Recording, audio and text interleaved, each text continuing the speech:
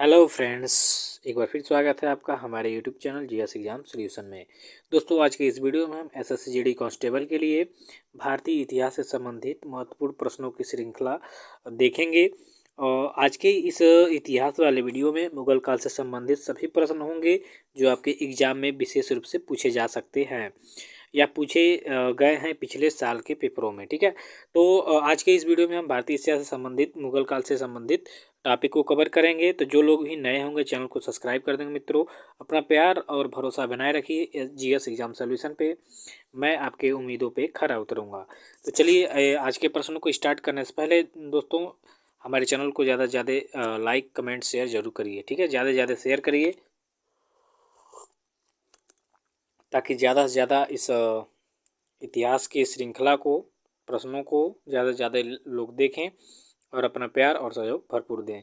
तो चलिए स्टार्ट करेंगे वीडियो दोस्तों। सबसे पहला प्रश्न है आपका, बाबरनामा के रचयिता कौन है? ठीक है, बाबरनामा के रचयिता कौन है? आपके सामने चार विकल्प दिए होंगे, इसमें से सही विकल्प का चयन करेंगे। विकल्प ए है बाबर, बी है अकबर, सी है हुमायूं और डी है गुलबदन बेगम। तो मित्रों, बाबरनामा के जो रचयिता हैं वो आपके बाबर हैं। कौन है? बाबर। ठीक है, तो आपका जो राइट आंसर होगा हो जाएगा ए, बाबरनामा ने खुद अपनी पुस्तक लिखी है बाबरनामा। ठीक है, वो भी तुर्की में, और इसका फारसी में अनुवाद किया था अब्दुल रहीम खान खाना ने। याद रखिएगा कि बाबरनामा ने जो अपनी आत्मकथा लिखी है बाबरनामा वो तुर्की भाषा में लिखी है और इसका फारसी में अनुवाद किया है अब्दुल रहीम खान खाना। तो चलिए विकल्प इसका ए सही होगा। प्रश्न 2 होगा आपके सामने।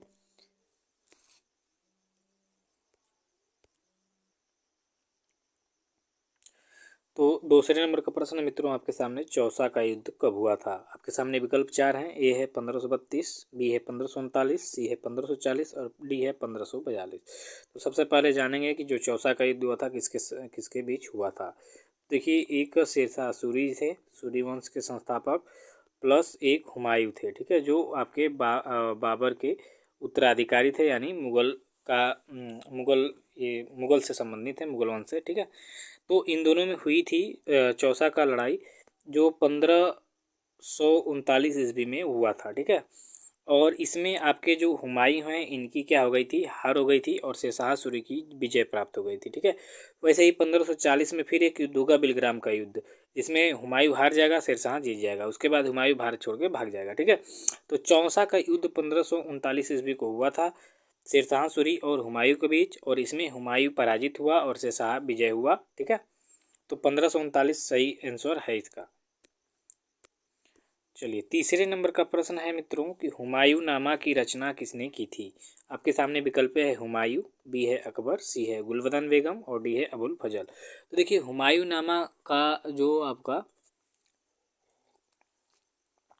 रचना किया था वो आपकी गुलबदन जो बेगम है, इन्होंने हुमायूं नामा की रचना की थी। तो इसका राइट आंसर हो जाएगा गुलबदन बेगम। ठीक है, यानी विकल्प जो सी दिया हुआ है यह आपका सही उत्तर हो जाएगा कि हुमायूं नामा की रचना जो है गुलबदन बेगम ने की थी। ठीक है, तो ये आपका सही उत्तर होगा। चलिए दोस्तों, चौथे नंबर का प्रश्न है कि शेरशाह सूरी का मकबरा कहाँ स्थित है? ठीक है, शेरशाह सूरी जो शेरशाह सूरी वंश का संस्थापक था, इसका जो मकबरा है वह कहाँ स्थित है? आपके सामने चार विकल्प है मित्रों। ए है दिल्ली, बी है आगरा, सी है लाहौर और डी है सासाराम।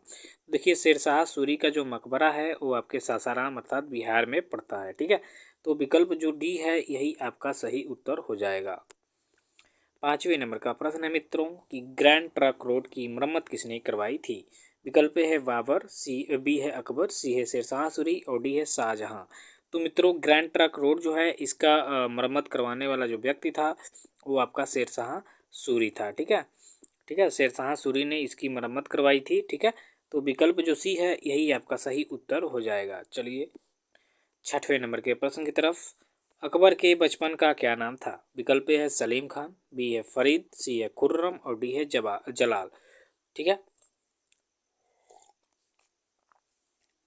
आपके सामने चार विकल्प हैं, तो अकबर के बचपन का नाम बताना है।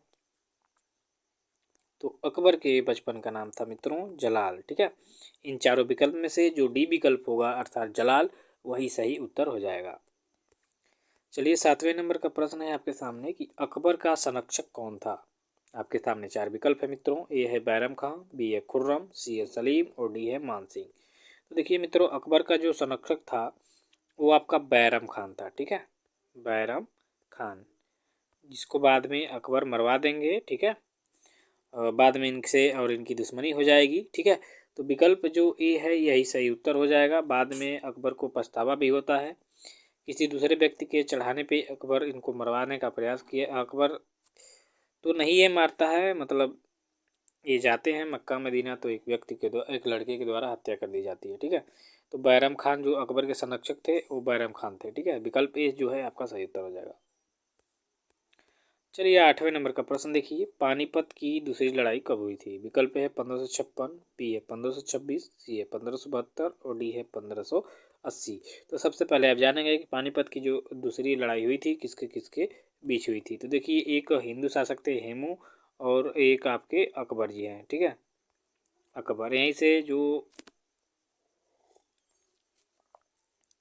हेमू और अकबर जो हैं, यहाँ क्या होते हैं कि जो हेमू अर्थात हिंदू शासक थे ये हार जाएंगे पानीपत की दूसरी लड़ाई में और अकबर विजयी हो जाएंगे।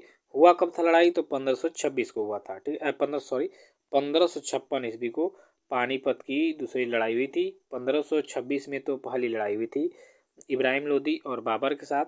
और उसी समय जब बाबर ने युद्ध जीत लिया तो न्यू भारत में रखा गया आपका मुगल वंश का। ठीक है, और यहाँ दूसरी लड़ाई 1556 में होती है हेमू और अकबर के बीच में, तो जिसमें अकबर विजयी होता है और पूर्ण रूप से भारत पे मुगल वंश का राज्य हो जाता है। ठीक है, तो 1556 विकल्प ए क्या होगा आपका सही उत्तर होगा। 9वें नंबर का प्रश्न मित्रों, हल्दी घाटी का युद्ध कब हुआ था। अब सबसे पहले समझेंगे कि हल्दी घाटी युद्ध किसके किसके बीच हुआ था। तो महाराणा प्रताप जी थे, महान शासक भारत के, और एक थे आपके अकबर जी। ठीक है, ये भी युद्ध अकबर और महाराणा प्रताप के बीच हुआ था, जिसमें दोस्तों जो हमारे देश के वामपंथी इतिहासकार हैं इन्होंने बताया कि अकबर विजयी हुआ, लेकिन इसका अभी कोई एग्जैक्ट जो कहा जा सकता है कि कौन विजयी हुआ था, तो ज़्यादा लोगों का पक्ष होता है कि महाराणा प्रताप जीते थे और कुछ लोगों का है कि अकबर जीते थे। तो वो छोड़िए, हमें जानना है कि किसके बीच लड़ाई हुई थी और कब हुई थी। तो 1572 में इस पर चर्चा करेंगे, ज़्यादा समय होगा। हल्दी घाटी का जो युद्ध था 1572 ईस्वी में हुआ था हल्दी घाटी के मैदान में, राणा सांगा और महाराणा प्रताप और अकबर के बीच में। ठीक है, तो ये 1572 होगा हल्दी घाटी का युद्ध किसके किसके बीच दोस्तों, तो महाराणा प्रताप और अकबर के बीच में। चलिए नेक्स्ट क्वेश्चन देखेंगे 10वें नंबर का। अकबर ने दीन ए इलाही धर्म की स्थापना कब की थी। ठीक है, अकबर ने दीन ए इलाही धर्म की स्थापना कब की थी। आपके सामने 4 विकल्प है, 1575, बी है 1579, सी है 1585 और डी है 1582। तो देखिए, अकबर ने एक धर्म भी चलाया था जिसका नाम था दीन ए इलाही धर्म। ठीक है, और इसकी जो स्थापना की थी वो 1582 में की थी। तो विकल्प जो आपका डी दे रहा है यही सही उत्तर हो जाएगा। 11 नंबर का प्रश्न है कि अकबर ने इलाही संवत की शुरुआत कब की थी। विकल्प आपके सामने 4 दिया हुआ है, 1583, 1582, 1585 या 1595 में। तो देखिए 1582 में तो इन्होंने इलाही धर्म की शुरुआत की थी और उसके एक साल बाद इलाही संवत की शुरुआत की थी। तो 1583 जो ईस्वी हो जाएगा यही आपका क्या हो जाएगा, राइट आंसर हो जाएगा। तो विकल्प ए क्या होगा आपका सही उत्तर होगा। 12वां नंबर का प्रश्न देखिए कि दिन ए इलाही धर्म स्वीकार करने वाला एकमात्र हिंदू व्यक्ति कौन था। आपके सामने विकल्प है, ए तानसेन, बी है रामदास, सी है बीरबल और डी है मान सिंह। तो देखिए दीन ए इलाही धर्म को मानने वाला अंतिम और प्रथम शासक जो था वो बीरबल थे, राजा बीरबल। इनको राजा की उपाधि दी गई थी और ये अकबर के नवरत्नों में से एक है। इनके कहानियाँ और चुटकुले आप लोग सुने होंगे। तो दीन ए इलाही धर्म स्वीकार करने वाला एकमात्र हिंदू व्यक्ति थे बीरबल। ठीक है, तो विकल्प जो आपका सी होगा यही सही उत्तर हो जाएगा। 13वें नंबर का प्रश्न है कि दीन ए इलाही धर्म का मुख्य पुरोहित कौन था। विकल्प है फैजी, बी है अब्दुल रहीम खान खाना, सी है बीरबल और डी है अब्दुल फजल। देखिए दिन ए इलाही का जो मुख्य पुरोहित था वो आपका अबुल फजल था, ठीक है। और इसी का भाई है फैजी। अब तो अबुल फजल जो था ये आपके ये यह आपके दीन ए इलाही धर्म का मुख्य पुरोहित व्यक्ति था। तो विकल्प जो डी होगा यह सही होगा, अबुल फजल। अबुल फजल क्या थे दोस्तों? तो ये आपके दीन ए इलाही धर्म के प्रमुख क्या बोला जाता है पुरोहित, ठीक है, मुख्य पुरोहित थे अबुल फजल। चलिए 14वें नंबर का प्रश्न देखिए, अकबरनामा की रचना किसने की थी? विकल्प ए है फैजी, बी है मुल्ला दो प्याजा, सी है अकबर और डी है अबुल फजल। तो देखिए जो अकबरनामा है इसकी रचना किया था आपके अबुल फजल ने, ठीक है, अबुल फजल जो आपके दीन इलाही धर्म का मुख्य पुरोहित हैं अबुल फजल, इन्होंने ही अकबरनामा की रचना की है। तो इस तरह से विकल्प जो आपका डी है सही हो जाएगा। इसी तरह 15वें नंबर का प्रश्न है कि बुलंद दरवाजा का निर्माण किसने करवाया था? विकल्प है बाबर, बी है अकबर, सी है जहांगीर और डी है शाहजहां। तो देखिए मित्रों, बुलंद जो दरवाजा है यह गुजरात विजय के दौरान जो आपके अकबर हैं इन्होंने ही बनवाया था बुलंद दरवाज़ा, ठीक है, फतेहपुर सीकरी में।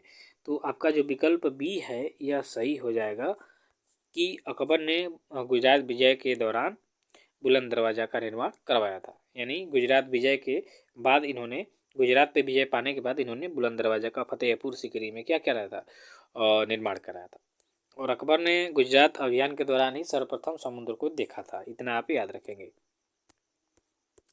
इसी तरह 16वें नंबर का प्रश्न है कि किस मुगल शासक ने न्याय की जंजीर लगवाई थी? ठीक है, देखिए बहुत ही फेमस प्रश्न है कि किस मुगल शासक ने न्याय की जंजीर लगवाई थी। आपके सामने विकल्प है अकबर, बी है बाबर, सी है शाहजहां और डी है जहांगीर। तो देखिए जो जहांगीर था यह अपने न्याय के लिए बहुत ही जाना जाता था, ठीक है, बहुत ही न्यायप्रिय व्यक्ति था। तो जो जहांगीर है इसने ही आगरा में न्याय की जंजीर लगवाई थी जो सोने की थी, ठीक है। तो न्याय की जंजीर जो है जहांगीर ने लगवाई थी, ठीक है, मुगल शासकों में। तो विकल्प जो आपका डी है यही सही उत्तर हो जाएगा। 17 नंबर का प्रश्न कह रहा है दोस्तों कि मुगल काल में चित्रकला का स्वर्ण काल किसके शासनकाल को कहा जाता है? विकल्प है बाबर, बी है हुमायूं, सी है शाहजहां और डी है जहांगीर। तो देखिए जो जहांगीर था बहुत ही बड़ा कला प्रेमी था, चित्रकला प्रेमी। यह कहा करता था कि मैं किसी भी चित्र को पहचान लूँगा कि कोई एक चित्र को कितने लोग बनाए हैं, ठीक है। तो विकल्प जो डी है फिर से डी विकल्प आपका सही हो जाएगा कि मुगल काल में चित्रकला का स्वर्ण युग आपके जहांगीर को कहा जाता है, ठीक है। चलिए 18 नंबर का प्रश्न देखेंगे, सर टॉमस रो किसके शासनकाल में भारत आया था? देखिए सर टॉमस रो सबसे पहले जानिए कि एक अंग्रेज व्यक्ति था, ठीक है। और किसके शासनकाल में भारत आया था दोस्तों? विकल्प आपके सामने है, ए है अकबर, बी है जहांगीर, सी है शेरशाह सूरी और डी है बाबर। तो देखिए जहांगीर के शासनकाल में ही जो सर टॉमस रो हैं यह भारत आए थे, ठीक है। तो विकल्प जो बी है यह सही उत्तर हो जाएगा, ठीक है। चलिए बी सही होगा इसका राइट आंसर। 19 नंबर का प्रश्न कह रहा है मित्रों कि ताजमहल को किसने बनवाया था? विकल्प है शाहजहां, बी है जहांगीर, सी अकबर और डी है शेरशाह सूरी। तो देखिए ताजमहल को बनवाने और बनाने में अंतर होता है, ठीक है। तो बनवाया था आपके शाहजहां ने, ठीक है, अपनी बीबी के याद में शाहजहां जो है इन्होंने मुमताज महल के याद में शाहजहां बनवाया था, ताजमहल बनवाया था शाहजहां ने, ठीक है। विकल्प ए क्या होगा आपका सही उत्तर हो जाएगा। 20वें नंबर का प्रश्न मित्रों कि ताजमहल का निर्माण किसने किया था? यानी देखिए बनवाया तो शाहजहां था, बनाया किसने था यहाँ बात हो रही है। विकल्प आपके सामने ये है उस्ताद ईसा खां, बी है बेबादल खां, सी है उस्ताद अहमद लाहौरी और डी है लाल खान।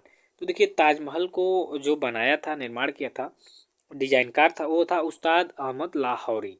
इसने ही क्या किया था कि ताजमहल को बनाया था, तो लाहौरी, ठीक है। विकल्प सी होगा आपका सही उत्तर। तो दोस्तों आज के लिए बस इतना ही। आप वीडियो उम्मीद है कि आपको अच्छी लगी होगी, आप कमेंट जरूर करें, ठीक है।